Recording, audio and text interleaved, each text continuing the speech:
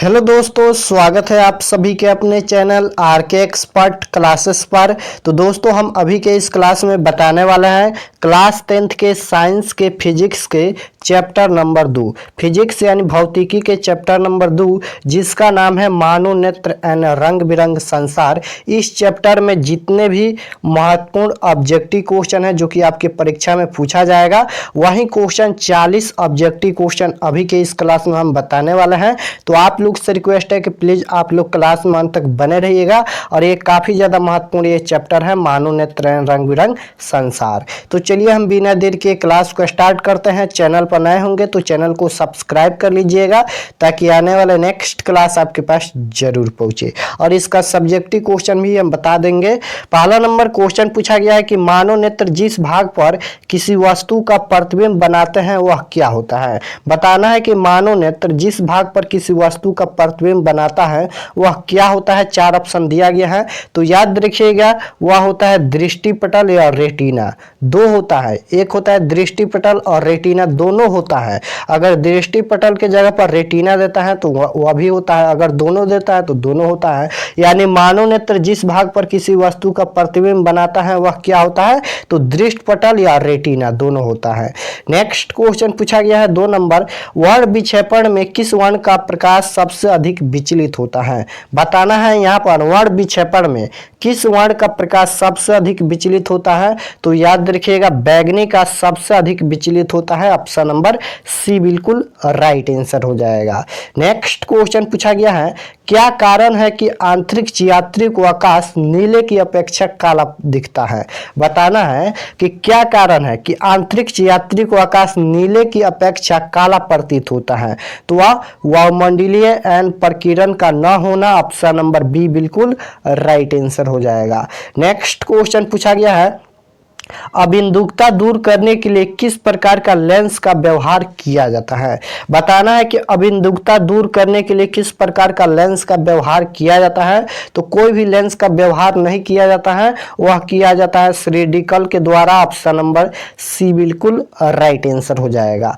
Next question पूछा गया है, एक लेंस की क्षमता प्लस के 5D है यानी 5 डायोप्टर है, तो वह कौन सा लेंस होगा। बताना है कि एक लेंस की क्षमता दिया है प्लस के 5D, यह किस प्रकार का लेंस है, उत्तल लेंस या अवतल लेंस या दोनों लेंस या इनमें से कोई नहीं। तो इसमें कुछ नहीं करना है। पिछले क्लास में हम बताए थे चैप्टर नंबर 1 में प्रकाश का परावर्तन और अपवर्तन में कि उत्तल लेंस की फोकस दूरी धनात्मक होती है यानी प्लस की होती है। तो इसमें कुछ नहीं करना है। तो उत्तल लेंस की फोकस दूरी धनात्मक होती है, प्लस दिया है, देखिए तो प्लस किसका होता है, तो उत्तल लेंस का। तो यह उत्तल लेंस हो जाएगा। ऑप्शन नंबर ए बिल्कुल राइट आंसर हो जाएगा। अगर यहाँ पर माइनस देता है तो अवतल लेंस हो जाएगा, क्योंकि उत्तल लेंस की फोकस दूरी धनात्मक यानी प्लस का होता है और अवतल लेंस की फोकस दूरी ऋणात्मक होता है माइनस का। दोनों याद रखिएगा।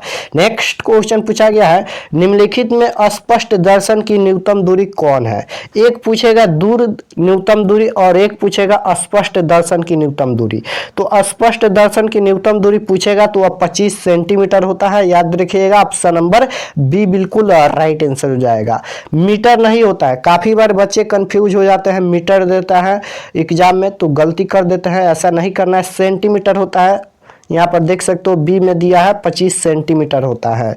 नेक्स्ट क्वेश्चन पूछा गया है, किस लेंस की क्षमता 1D होगी। यहाँ पर बताना है कि किस लेंस की क्षमता 1 डायोप्टर होगी। तो इसमें भी प्लस छुपा है, तो प्लस किसका होता है, तो उत्तल लेंस का। ऑप्शन नंबर ए बिल्कुल राइट आंसर हो जाएगा।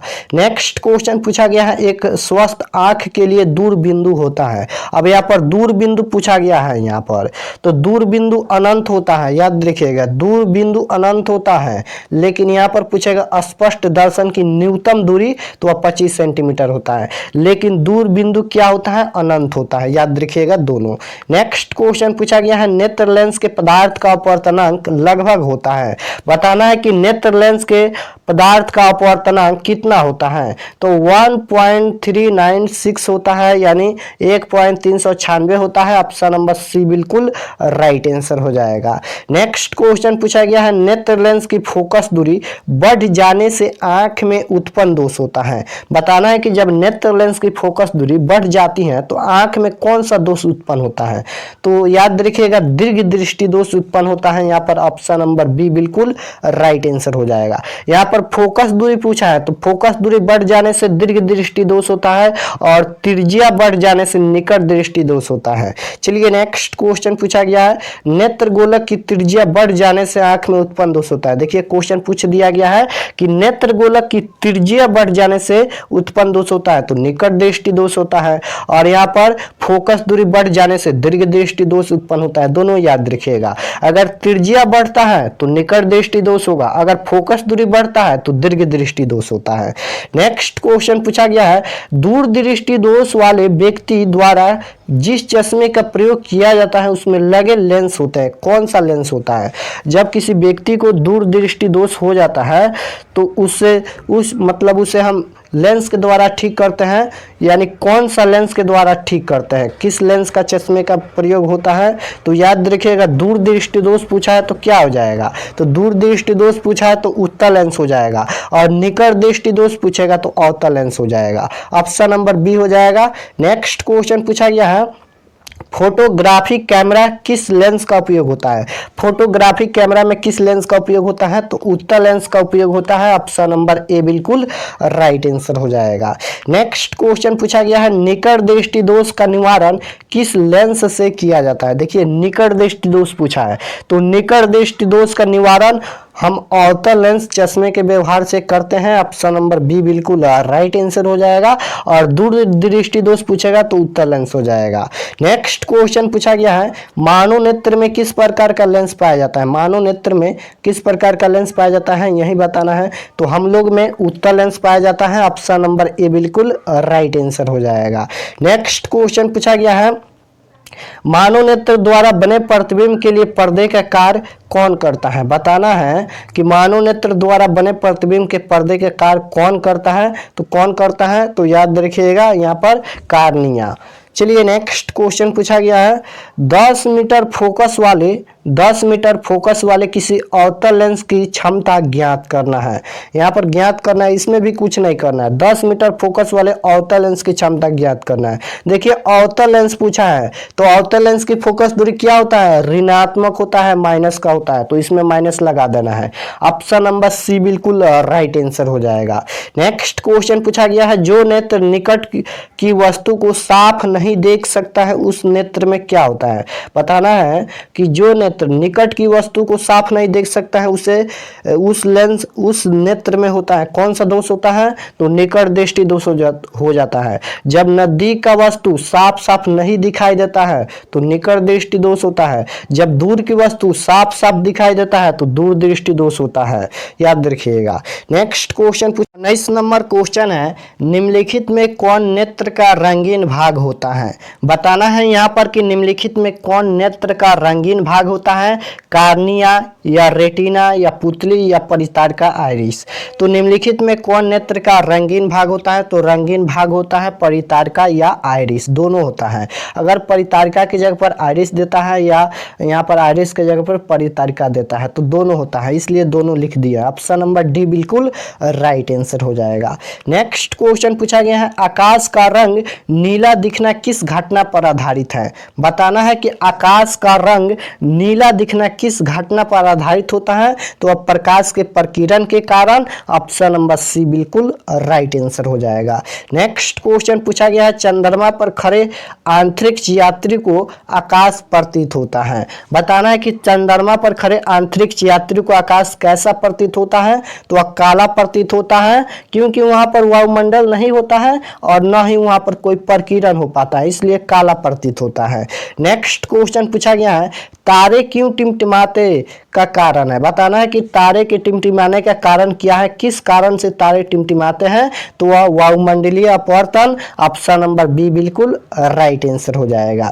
नेक्स्ट क्वेश्चन पूछा गया है, किसी लेंस द्वारा उत्पन्न आवर्धन का एसआई मात्रक होता है। बताना है कि किसी लेंस द्वारा उत्पन्न आवर्धन का एसआई मात्रक क्या होता है। यहाँ पर एसआई मात्रक बताना है, तो उसका एसआई मात्रक होता ही नहीं है, यानी वह मात्रक विहीन होता है। ऑप्शन नंबर सी बिल्कुल राइट आंसर हो जाएगा। नेक्स्ट क्वेश्चन पूछा गया है, नेत्र में प्रवेश करने वाली प्रकाश किरणों का अधिकांश अपवर्तन कहाँ होता है। बताना है यहाँ पर नेत्र में प्रवेश करने वाली प्रकाश किरणों का अधिकांश अपवर्तन कहाँ होता है, तो कहाँ होता है, तो कार्निया के बाहरी पृष्ठ पर होता है, याद रखिएगा कार्निया के बाहरी पृष्ठ पर। ऑप्शन नंबर ए बिल्कुल राइट आंसर हो जाएगा। नेक्स्ट क्वेश्चन पूछा गया है, निम्नलिखित में प्रकाश के रंगों में किस रंग का अपवर्तनांक अधिक होता है। बताना है कि किसका अपवर्तनांक अधिक होता है, तो बैगनी रंग का। ऑप्शन नंबर यहाँ पर डी बिल्कुल राइट आंसर हो जाएगा।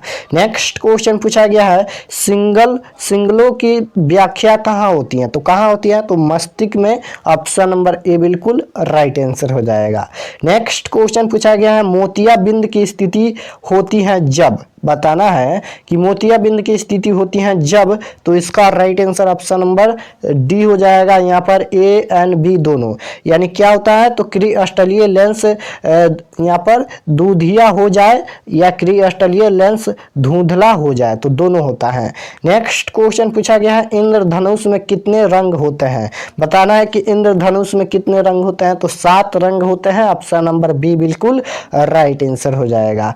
नेक्स्ट क्वेश्चन पूछा गया है, सर्वप्रथम सूर्य का स्पेक्ट्रम प्राप्त करने के लिए कांच के प्रिज्म का उपयोग किसने किया था। देखिए क्वेश्चन कंपटीशन लेवल का पूछा गया है कि सर्वप्रथम सूर्य का स्पेक्ट्रम प्राप्त करने के लिए कांच के लिए प्रिज्म का उपयोग किसने किया था, तो याद रखिएगा न्यूटन ने किया था। ऑप्शन नंबर ए बिल्कुल राइट आंसर हो जाएगा। चलिए नेक्स्ट क्वेश्चन पूछा गया है, सूक्ष्म कणों का एक विषमांगी मिश्रण है, तो इसका right answer option number A हो जाएगा, वायुमंडल हो जाएगा। नेक्स्ट क्वेश्चन पूछा गया है, प्रकाश का प्राथमिक वर्ण है, प्रकाश का प्राथमिक वर्ण क्या होता है, तो इनमें से सभी हो जाएगा। ऑप्शन नंबर डी बिल्कुल राइट आंसर हो जाएगा। नेक्स्ट क्वेश्चन पूछा गया है, खतरे के संकेत का प्रकाश किस रंग का होता है। बताना है कि यहाँ पर खतरे के संकेत का प्रकाश किस रंग का होता है, तो याद रखिएगा वह लाल रंग का होता है। खतरे का संकेत लाल रंग का होता है।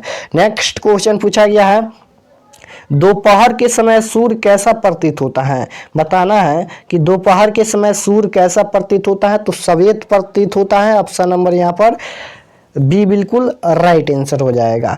नेक्स्ट क्वेश्चन पूछा गया है, किसी माध्यम में छोटे छोटे कणों के निलंबन का कहा जाता है, क्या कहा जाता है, तो कोलाइड कहा जाता है। ऑप्शन नंबर ए बिल्कुल राइट आंसर हो जाएगा। नेक्स्ट क्वेश्चन पूछा गया है 35 नंबर, यहाँ पर प्रकाश की किस घटना के कारण, बताना है प्रकाश की किस घटना के कारण सूर्य हमें वास्तविक सूर्योदय से लगभग 2 मिनट पूर्व दिखाई लगता है, यहाँ पर दिखाई देने लगता है। बताना है कि प्रकाश की किस घटना के कारण सूर्य हमें वास्तविक सूर्योदय से लगभग 2 मिनट पहले ही दिखाई देने लगता है, तो वह वायुमंडलीय अपवर्तन के कारण। ऑप्शन नंबर बी बिल्कुल राइट आंसर हो जाएगा। नेक्स्ट क्वेश्चन पूछा गया, तरंगदैर्घ्य को समानतः व्यक्त किया जाता है, तरंगदैर्घ्य को समानतः व्यक्त किया जाता है, तो वह एम्पियर के रूप में। ऑप्शन नंबर यहाँ पर सी बिल्कुल राइट आंसर हो जाएगा। और एक क्वेश्चन और पूछेगा कि तरंगदैर्घ्य सबसे तरंगदैर्घ्य अधिक होता है, यानी किस रंग का तरंगदैर्घ्य सबसे अधिक होता है, ये क्वेश्चन पूछेगा, याद रखिएगा किस रंग का तरंगदैर्घ्य सबसे अधिक होता है, तो लाल रंग का तरंगदैर्घ्य, याद रखिएगा लाल रंग का तरंगदैर्घ्य सबसे अधिक होता है, याद रखिएगा। ये भी क्वेश्चन लगभग 2 बार पूछा गया है कि किस रंग का तरंगदैर्घ्य अधिक होता है, तो लाल रंग का। नेक्स्ट क्वेश्चन पूछा गया है, प्रकाश की चाल विभिन्न माध्यमों में क्या होती है। बताना है कि प्रकाश की चाल विभिन्न माध्यमों में समान होती हैं या भिन्न भिन्न होती हैं, या ए और बी दोनों, या इनमें से कोई नहीं। तो प्रकाश की चाल विभिन्न माध्यमों में भिन्न भिन्न होती हैं। ऑप्शन नंबर यहाँ पर बी राइट आंसर हो जाएगा।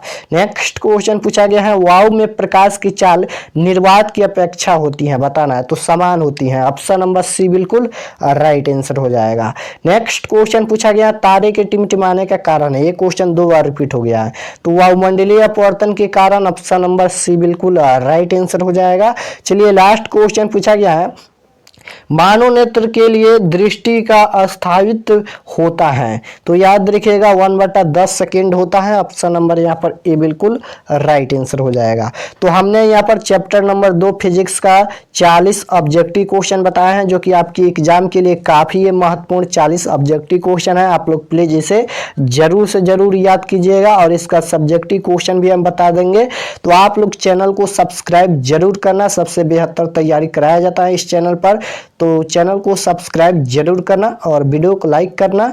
मिलते हैं नेक्स्ट क्लास में। व्हाट्सएप ग्रुप जरूर से जरूर ज्वाइन कर लेना। यहाँ पर नंबर देते हैं, क्योंकि ये सभी का पीडीएफ व्हाट्सएप ग्रुप में दे दिया जाता है। यहाँ पर नंबर देते हैं 82 92 92 96 27। इस पर आप लोग को एसएमएस करना है, व्हाट्सएप पर फोन नहीं करना है, एसएमएस करना है।